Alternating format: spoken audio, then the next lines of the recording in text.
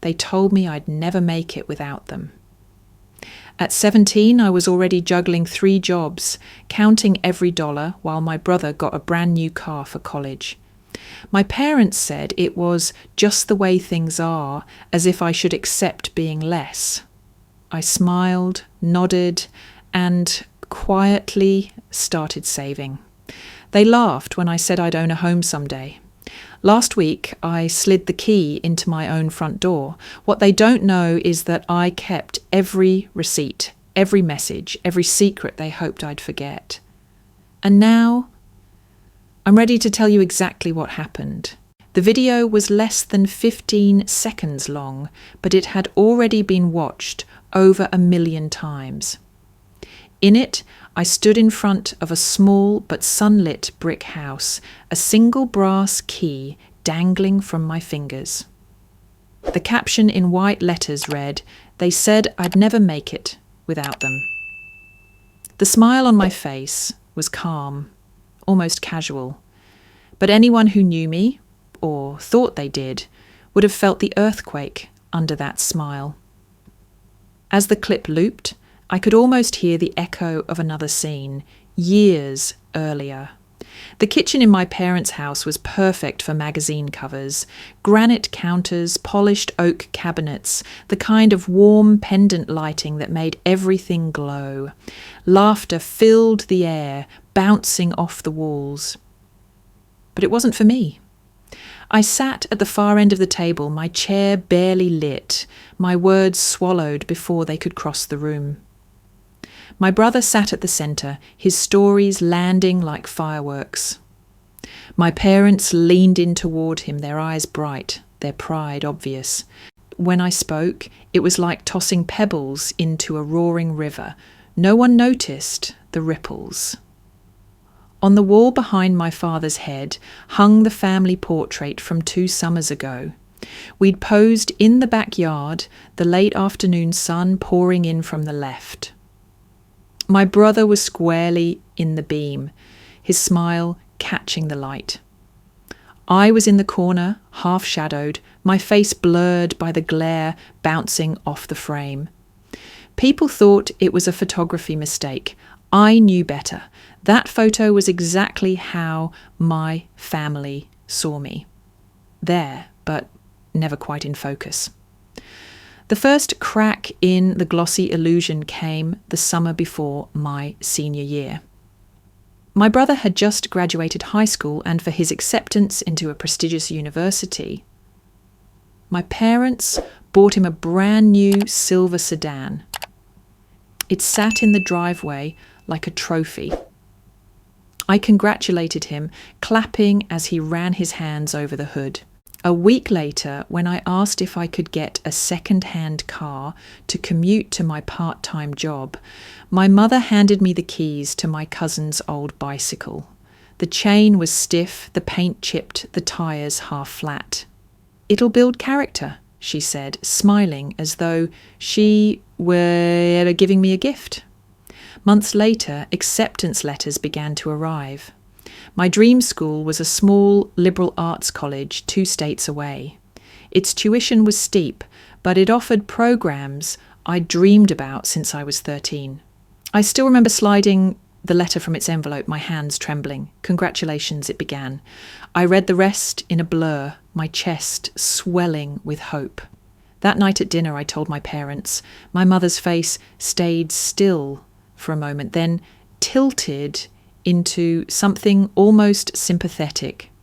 "Honey, we can't afford that for you. We need to save for your brother's graduate school. You should look at the community college here. It's practical." I tried to argue, pointing out that they'd managed to pay for my brother's out-of-state tuition. My father sighed, setting down his fork. "You're too sensitive. We've always done what's best for everyone." The words carried a sting that stayed long after the meal ended. It wasn't just the denial. It was the suggestion that my disappointment was a flaw in my character, something unreasonable, childish. That night, I sat on the edge of my bed with the acceptance letter in my hands. I traced the embossed crest at the top of the page, memorizing the feel of it, the weight. I didn't tell anyone that I had quietly contacted the school about financial aid. I didn't mention the part-time jobs I'd been piecing together. Morning shifts at the cafe, evenings at the consignment shop, weekends tutoring kids in algebra. It wasn't much, but it was mine. The letter went under my pillow, a talisman I could touch when the walls of my room felt too close. Some nights I would lie awake, imagining myself walking across the quad of that college, books under my arm, the air crisp with autumn. Other nights the image would crumble under the reality that my family had no intention of helping me get there. In the viral video, after the quick shot of me holding the key, there was a jump cut. The frame shifted, my gaze locking onto the camera lens. My voice was steady, almost amused.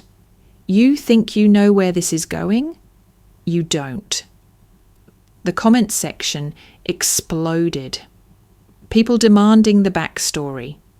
Strangers cheering for a victory they hadn't yet heard about. But in that moment, standing in front of the camera, I wasn't thinking about the millions of views or the strangers on the internet. I was thinking about that girl at 17, sitting in a shadowed corner of a perfect kitchen, with a dream she wasn't supposed to have. I was thinking about the letter still hidden under my pillow in my childhood bedroom, yellowed now with years. And I was thinking about how, against every prediction, every dismissal, and every calculated slight, I had found my way to this front porch, this door, this key. What the video didn't show, what no one knew yet, was that the house wasn't the whole story. It was just the beginning. By the time I turned 18, my days had become a precision drill. I was behind the counter at the cafe by 6 a.m., the hiss of the espresso machine, my morning soundtrack. By 2 in the afternoon, I was swapping my apron for the navy polo of the retail shop, smiling at customers while my feet ached. Fridays and Saturdays, I set up my phone on a stack of books in my apartment and went live, selling thrifted clothes and vintage jewellery to strangers on the internet. People called it hustling. My parents called it playing dress-up for pennies. One Sunday morning, while I was refilling sugar jars at the cafe, I scrolled through my phone during a lull. My mother had posted on Facebook a smiling photo of my brother in his new suit. Underneath, a comment about me. Our daughter works 3 jobs and still hasn't bought herself anything nice. Maybe she should take notes from her brother. The words sat there like a bruise, visible to everyone in her circle. It wasn't just a dig, it was an announcement. When I confronted her later, she waved a hand. It's just a joke. People know you're hardworking. But the truth was clear. She wanted the comparison, wanted the narrative of my inadequacy. It fed something in her, some quiet satisfaction I couldn't fully understand. Not long after, she took it further. Over dinner one evening, she mentioned she had someone she wanted me to meet, a friend's cousin, who, she added with a wink, does very well for himself. The way she said it, you'd think she was offering me a ticket out of a sinking ship. When I refused, she sighed dramatically, muttering about how I didn't know how to seize opportunities. Still, I kept my head down. I kept working. The live streams began to pick up with regular buyers popping in to see what I'd found that week. One Saturday night, in the middle of describing a vintage leather bag, my phone screen flashed with a new message request. The username was unfamiliar. I know what they did to you. My breath caught. The words were stark against the dark background of my phone. No emojis, no explanation. I hesitated, still talking to the camera, my voice on autopilot. My heart was pounding so hard I could hear it in my ears. I didn't respond right away. The message sat there, heavy, like it had weight in the real world. A week later, the tension at home escalated. My brother had borrowed money from a mutual friend months earlier, promising to pay it back within weeks. The friend called me one afternoon asking for repayment. I told her I'd never borrowed anything from her. She sounded confused. "But you signed the note." I went to see her in person and she showed me the document. My name was there, my signature, only it wasn't my handwriting. My brother's name was nowhere on it. It was a small amount compared to some debts, but enough to put me in a corner. Pay it or let it ruin my already fragile credit. I paid it. He didn't thank me. After that, it became clearer than ever what my role was in the family. I was the sponge, the filter. If someone was angry, they came to me. If there was a problem, it somehow ended up as my responsibility. My mother would call to complain about my father. My father would vent about my mother. My brother dumped his mistakes into my lap, trusting I'd quietly clean them up. There was no asking, no acknowledgement, just the assumption that I was there to absorb it all. The next message from the anonymous account came on a Thursday night. I'd almost forgotten about the first one, convincing myself it was a mistake or a scam. But this time, the sender added detail. Your share was stolen years ago. I sat up in bed, the glow from my phone screen lighting the room. My fingers hovered over the keyboard. I typed, "Who are you?" and hit send. The reply came within a minute. "I'm a friend of your mother's from long ago. I saw what happened when your grandparents passed. You were supposed to inherit something. You didn't." I read the words again and again, my pulse quickening. Memories stirred, vague recollections of whispered conversations when I was a child, my parents shooing me out of rooms. I'd always been told my grandparents left nothing behind but photographs and recipes. I had never questioned it until now. The stranger didn't elaborate further that night. Instead, they ended with, "If you want to know the rest, we should meet. But be careful who you tell." I lay back, staring at the ceiling. The hum of the refrigerator in the next room was suddenly too loud, the shadows in the corners of my apartment too deep. Somewhere, someone I didn't know claimed to hold a piece of my history, a piece my family had hidden. And just like that, my long, exhausting hustle for survival took on a sharper edge. It was no longer just about making ends meet. Now there were answers to chase, and a reckoning I couldn't yet see. The message about my stolen share had been gnawing at me for weeks when the truth broke open in a way I couldn't have predicted. It came from a careless comment my brother made during a family dinner thrown together in my parents' dining room. He was bragging about his latest business venture, a cryptocurrency startup that, according to him, was on the verge of exploding. He laughed, saying, "It's all thanks to the equity Mom and Dad unlocked from Grandpa's property." I froze, my fork halfway to my mouth. "What equity?" I asked. He smirked like I'd just admitted I didn't know the rules of a game. "You know, the land. They used it to get me the funding." My parents exchanged a quick glance, the kind that passes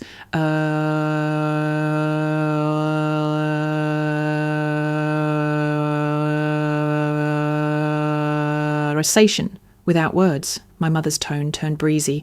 It was the smart thing to do. Your brother's business needed a boost. We'll all benefit when it succeeds. Except it didn't. 2 months later, the market crashed.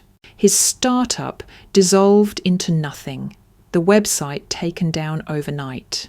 When I asked if there was any plan to replace what had been taken, my father sighed heavily. We can't dwell on the past. What's done is done. The worst came not long after, when I decided to ask them for something I'd never asked before. Help.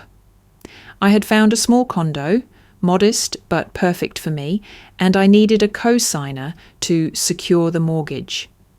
I printed out the paperwork, rehearsed what I'd say. We sat in the living room, the paperwork on the coffee table between us. My parents didn't even glance at it. My mother's lips curved into a smile that didn't reach her eyes. Emily, buying a house? That's unrealistic. You're barely staying afloat as it is. My father chuckled. Better to rent and avoid the stress. A mortgage would crush you. Their laughter stung more than their refusal. I gathered the papers in silence, the heat in my face rising until I thought I might burst. I walked out without another word. 2 days later, alone in my apartment, I checked my savings account for the 100th time. I had been working toward this for years, scraping together every extra dollar, and now somehow the numbers lined up. There it was, enough for a down payment. An email came through from my bank confirming the total. I stared at the screen, my heart pounding. I didn't tell a soul. Not my friends, not my co-workers, certainly not my family. The number glowed at me like a secret I had to guard with my life. But even with that sliver of hope, my body was beginning to betray me. Months of overwork, stress, and constant emotional blows had taken their toll. I dropped 10 pounds without trying. My clothes hung differently. My skin lost its warmth. Sleep became a stranger. I'd lie awake until dawn, my mind a carousel of what-ifs and never-hads. The voice in my head grew sharper, harsher. They're right. You're chasing something you'll never hold. I tried to silence it, but it looped endlessly, a poisonous mantra. Then came another message from the anonymous account. This time, it wasn't just words, it was a photo. I clicked it open and my breath caught in my throat. It was a scanned copy of a legal document. Property transfer papers dated 15 years ago. My name was printed at the bottom, next to a signature that was supposed to be mine. It wasn't. The loops were wrong, the slant unnatural. I knew instantly that it was forged. The property listed was my grandparents' land. The buyer was a shell company I'd never heard of. The message below the image read, "This is how they did it. This is how they made sure you got nothing." I stared at the screen until my vision blurred. The document felt heavier than paper. It was proof, not just of what they'd taken, but of the lies they'd wrapped around me for years. I saved the image to an encrypted folder, then backed it up twice. One copy in the cloud, one on a flash drive, hidden in a coffee can in my kitchen cabinet. I didn't know when I'd use it, but I knew I would. Lying in the dark that night, the glow from my phone fading beside me, I made a promise. When the time came, I wouldn't hesitate. I would bring every receipt, every message, every forged document into the light, and when I did, there would be no going back. The night I saw my forged signature, I couldn't sleep.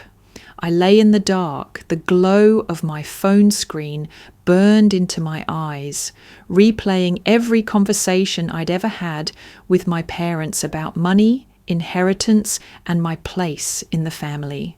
Around 2 a.m, while aimlessly scrolling TikTok, I stumbled across a video titled "Signs You Were the Scapegoat Child." The girl on screen was my age, her voice steady but laced with a bitterness I recognised instantly. She listed traits: blamed for things you didn't do, accomplishments dismissed, boundaries violated, siblings favoured no matter their behaviour. Each bullet point landed like a hammer blow. By the end of the video, my chest was tight. It wasn't just similar, it was my life, point for point. For the first time, I had a name for it: scapegoat child. I fell down a rabbit hole, video after video, post after post, all confirming the same thing. I wasn't imagining it, I wasn't too sensitive, and there was a pattern. And now that I could see it, I couldn't unsee it. The anger that rose in me was like nothing I'd felt before, not the hot, frantic kind that burned out quickly, but a steady, controlled heat. If they thought I'd never escape the role they'd written for me, they were wrong. I was going to prove them wrong in every way that mattered. The next day, I joined a private Facebook group for women committed to financial independence. It was filled with posts about paying off debt, building savings, and walking away from toxic families. One post caught my eye, a year-long no-spend challenge. The idea was simple. For 12 months, you buy only essentials. Every other cent goes into savings or investments. I committed on the spot.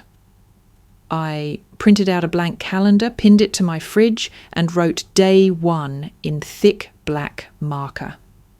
Weeks passed, my savings growing in small but steady increments. One evening during a group video chat, I shared my progress. That's when a woman named Laura spoke up.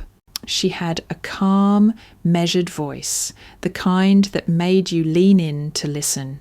"You remind me of myself a few years ago," she said. "I sued my family for forging my signature on inheritance documents, and I won." Her words hung in the air. I barely heard the rest of the conversation.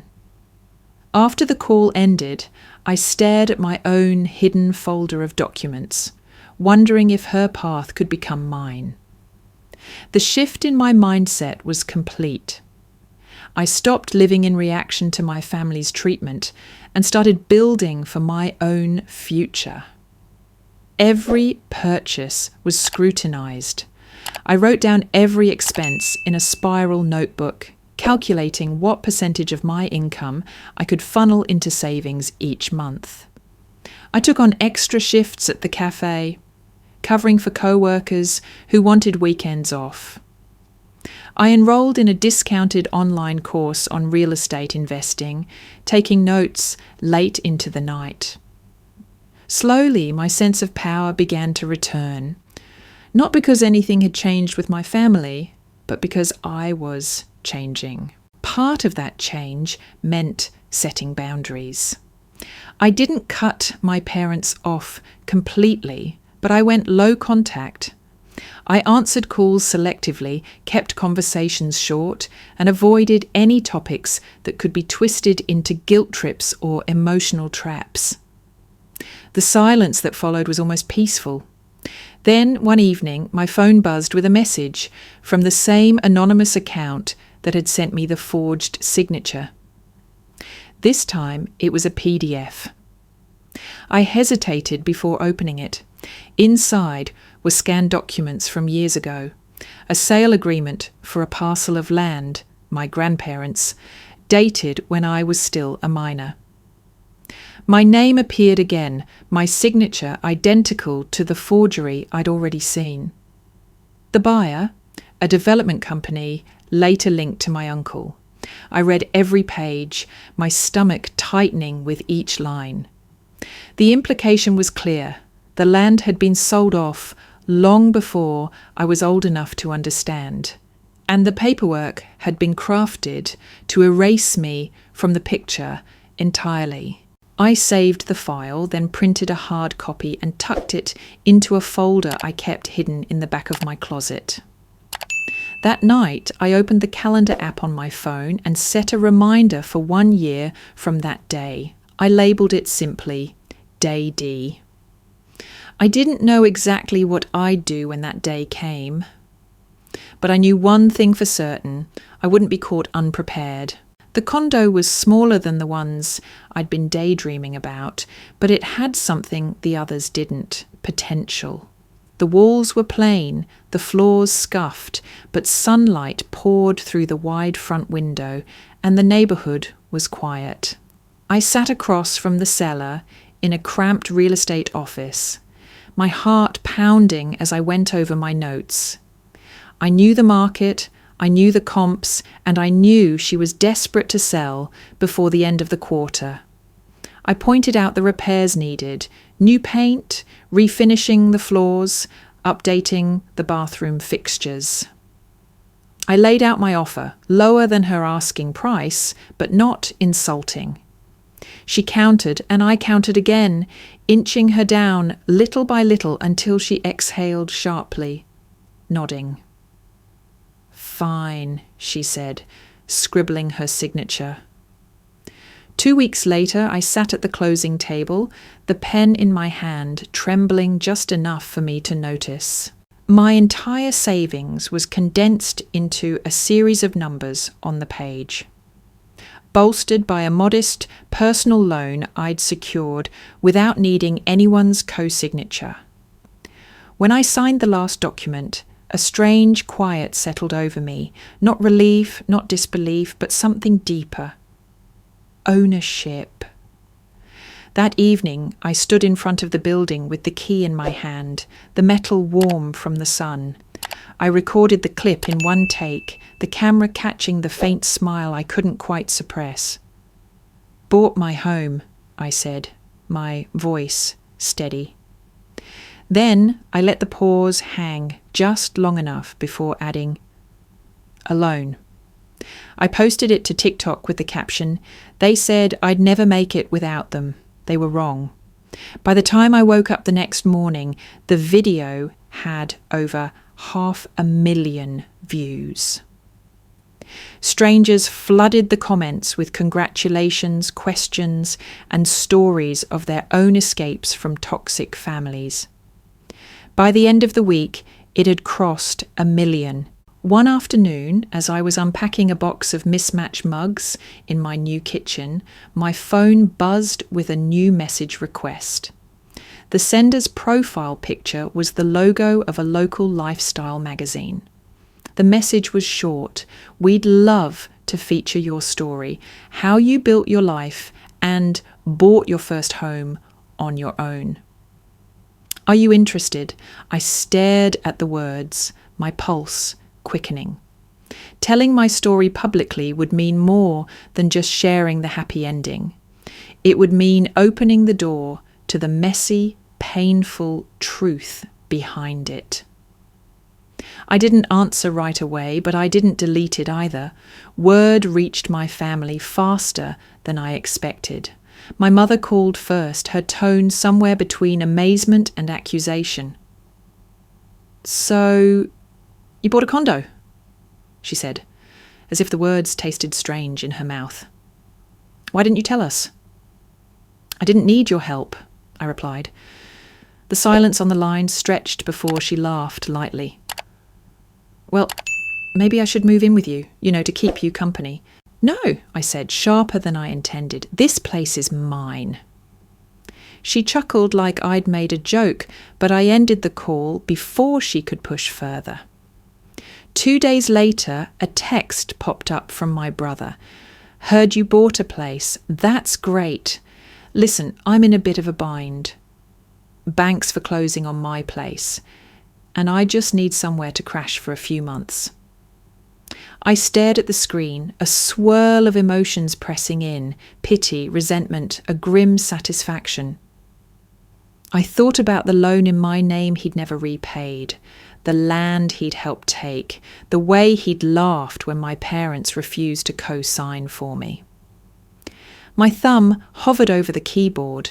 Then I locked my phone without typing a word. An hour later, I opened the message thread, tapped on his last text, and left it on seen. That night, I sat in the bare living room of my condo, the only furniture a second-hand couch and a coffee table with a chipped corner. Outside, the city lights glowed faintly against the dark. I thought about how far I'd come, the years of grinding work, the sacrifices, the nights of doubt. I thought about the file of evidence tucked away, the calendar reminder labelled Day D waiting in my phone. The condo wasn't just 4 walls and a roof. It was proof, tangible, undeniable, that I'd built something solid without their permission or support. It was the first victory in a larger battle I wasn't done fighting.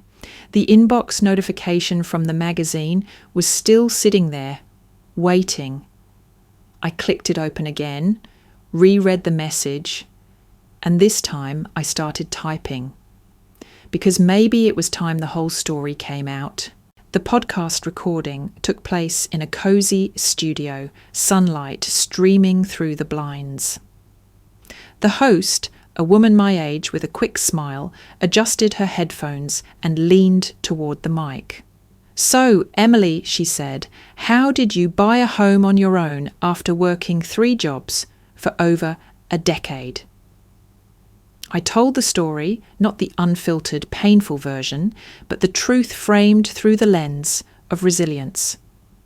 I spoke about budgeting, side hustles, discipline, and the emotional toll of independence. Listeners didn't need every dark detail to understand that this was more than just a financial victory. It was survival. After the episode aired, messages poured in. Some were from strangers, thanking me for giving them hope. Others were from people I hadn't heard from in years, former classmates, distant acquaintances. And then there were the unexpected ones, a few relatives who had watched from the sidelines all these years, silent witnesses to the way I was treated. Their words were awkward but genuine. "I'm sorry I didn't speak up back then," one cousin wrote. "I should have. I didn't forgive them on the spot, but I acknowledged their messages." Change, I realised, didn't always come with fireworks. Sometimes it started with a quiet admission. Even my parents seemed unsettled, though they never said so directly. My mother's voice on the phone had softened, my father's tone less sharp.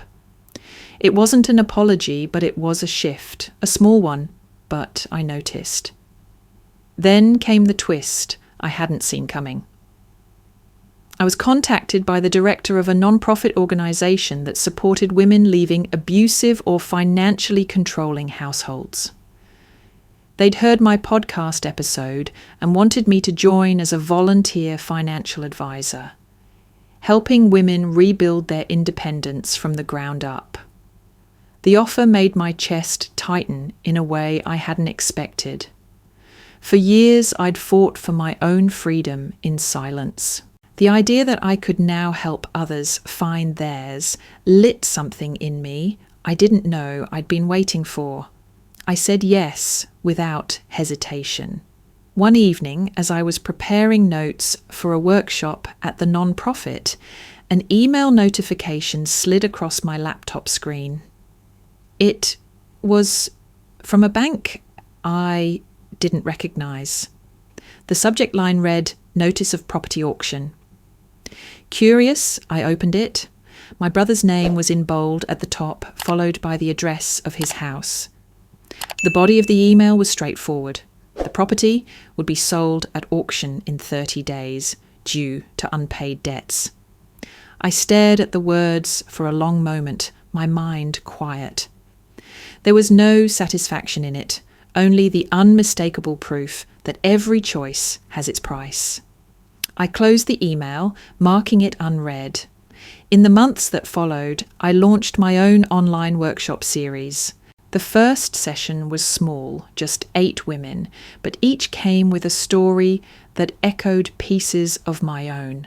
family manipulation, financial dependence, the long climb back to stability.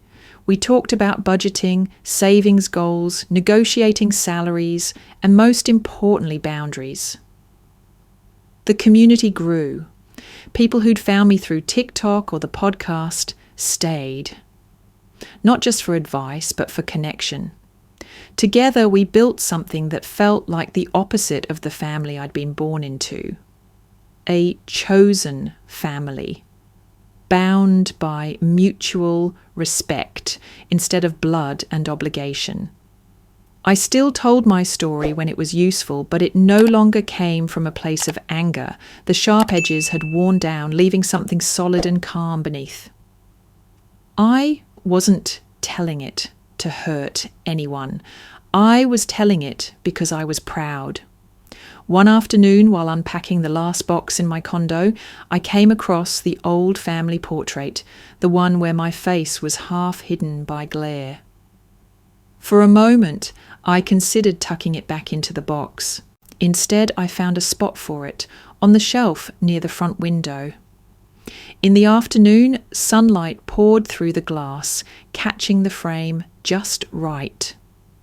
This time, nothing obscured my face. As I stepped back, the light warmed the room, the air still and quiet. I thought about the years it had taken to reach this point. From the injustice I'd swallowed as a teenager, to the nights of doubt and exhaustion, to the small victories that stacked up until they became something unshakable. The arc was complete. I had gone from the girl in the shadows to the woman who owned her space, literally and figuratively. And in that moment, I understood that the real victory wasn't the condo, the bank account, or even the public recognition. It was the peace that came from knowing I'd never again need their permission to live my life.